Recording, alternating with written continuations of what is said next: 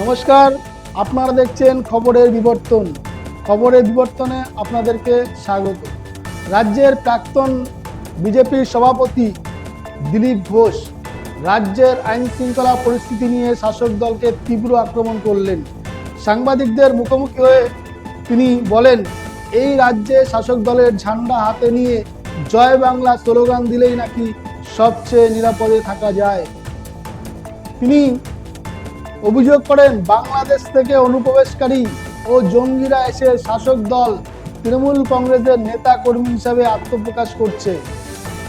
তার দাবি, তৃণমূলের পতাকা হাতে থাকলে খুন, রাহাজানি, লুটপাট, চুরি, ডাকাতির মতো অপরাধ করলে কার্যত 7 খুন মাফ হয়ে যাচ্ছে। রাজ্যের প্রাক্তন সভাপতি দিলীপ ঘোষ আরও বলেন যে রাজ্যের একজন বিধায়ক খুনিকে বাইকের পিছনে বসিয়ে ঘুরে বেড়ান, সে রাজ্যের আর কতটা ভালো কিছু আশা করা যায়। প্রাক্তন রাজ্য সভাপতি দিলীপ ঘোষ এই মন্তব্য ঘিরে রাজনৈতিক মহলে তীব্র চর্চা শুরু হয়েছে। যদিও শাসক দলের পক্ষ থেকে এই অভিযোগের এখনো কোনো প্রতিক্রিয়া পাওয়া যায়নি। শোনাবো রাজ্যের প্রাক্তন সভাপতি দিলীপ ঘোষ কি বলছে।